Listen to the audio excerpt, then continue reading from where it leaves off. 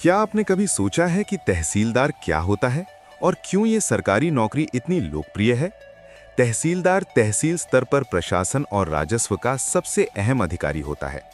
तहसीलदार का मुख्य काम भूमि रिकॉर्ड का रखरखाव, जमीन से जुड़े मामलों का समाधान, कर वसूलना, सरकारी योजनाओं का क्रियान्वयन और जनता की शिकायतों का निपटारा करना होता है। जिले की तहसीलों में जितने भी अधिकारी और कर्मचारी होते हैं, वे सभी तहसीलदार के नेतृत्व और मार्गदर्शन में काम करते हैं। तहसीलदार बनने के लिए राज्य लोक सेवा आयोग यानी स्टेट पीएससी की परीक्षा पास करना अनिवार्य है। ये परीक्षा 3 चरणों में होती है: प्रीलिम्स, मेंस और इंटरव्यू।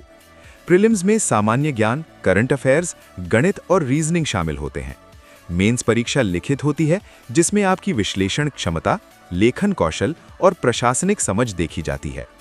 इंटरव्यू में उम्मीदवार के व्यवहार, सोच और निर्णय लेने की क्षमता का मूल्यांकन किया जाता है। तहसीलदार बनने के लिए न्यूनतम योग्यता ग्रेजुएशन है और उम्र सीमा आमतौर पर 21 से 35 वर्ष होती है, लेकिन राज्य के अनुसार ये बदल सकती है। तैयारी में एनसीईआरटी की किताबें, करंट अफेयर्स, पिछले साल के पेपर और मॉक टेस्ट बहुत मददगार होते हैं। तैयारी की शुरुआत करते समय बेसिक विषयों को समझना सबसे जरूरी है। इतिहास, भूगोल, राजनीति और अर्थव्यवस्था की नींव मजबूत होना चाहिए। करंट अफेयर्स पर पकड़ बनाने के लिए रोज अखबार पढ़ना और नोट्स बनाना बेहद जरूरी है। राज्य पीएससी के सिलेबस के अनुसार विषयों का चयन करना चाहिए। प्रारंभिक स्तर पर मॉक टेस्ट देकर अपनी कमजोरी पहचानें। समय प्रबंधन की कला सीखना भी जरूरी है, क्योंकि लंबे समय तक पढ़ाई बनाए रखना चुनौतीपूर्ण होता है।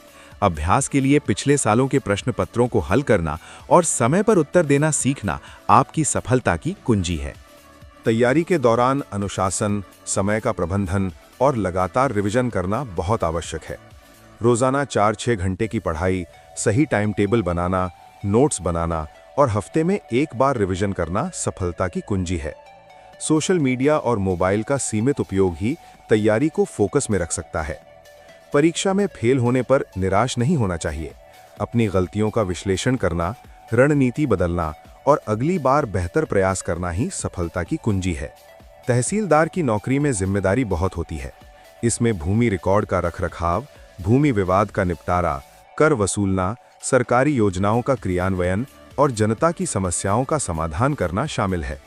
नौकरी स्थिर होती है और सरकारी नियमों के अनुसार कई भत्ते और सुविधाएं मिलती हैं। शुरुआत में बेसिक सैलरी लगभग 50,000 से 60,000 रुपये होती है। इसके अलावा एचआरए, डीए, सरकारी वाहन और अन्य भत्ते भी शामिल होते हैं। नौकरी में सम्मान और समाज में पहचान भी मिलती है। महिला उम्मीदवार भी पूरी तरह इस पद के लिए योग्य है और आज कई महिलाएं तहसीलदार बन रही हैं। तहसीलदार बनने के लिए शारीरिक फिटनेस की ज्यादा आवश्यकता नहीं होती, लेकिन मानसिक सतर्कता, तेज बुद्धि, प्रशासनिक क्षमता और निर्णय लेने की क्षमता होना जरूरी है। कंप्यूटर का बेसिक ज्ञान कई राज्यों में आवश्यक है। परीक्षा के लिए सही किताबों और अध्ययन सामग्री का चुनाव करें। समय प्रबंधन के लिए एक सटीक शेड्यूल बनाएं और उसी का पालन करें। पूरे साल नियमित अध्ययन करें और रिवीजन को नजरअंदाज ना करें। तैयारी के दौरान मानसिक दबाव आना आम बात है, लेकिन धैर्य और आत्मविश्वास बनाए रखना सफलता की कुंजी है। फेल होने पर निराशा छोड़कर रणनीति बदलें और नए जोश के साथ तैयारी शुरू करें। करियर ग्रोथ की बात करें तो तहसीलदार बनने के बाद प्रमोशन के अवसर भी उपलब्ध हैं। अनुभव और प्रदर्शन के आधार पर एसडीएम या अन्य उच्च पदों पर प्रमोशन होता है। नौकरी के फायदे, सम्मान, स्थिरता, पावर और समाज में मान्यता बहुत है, लेकिन इसके साथ जिम्मेदारी और दबाव भी बहुत होता है।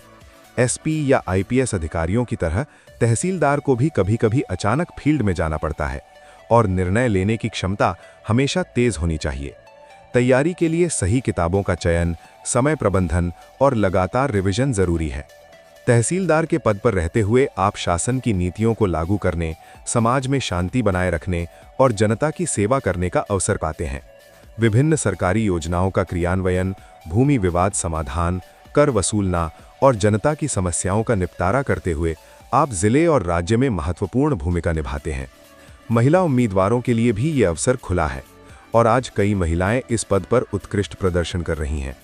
यदि आप दृढ़ निश्चयी हैं, मेहनत करते हैं और खुद पर भरोसा रखते हैं, तो ये पद आपके लिए बिल्कुल संभव है। तहसीलदार बनने का सफर कठिन जरूर है, लेकिन असंभव नहीं।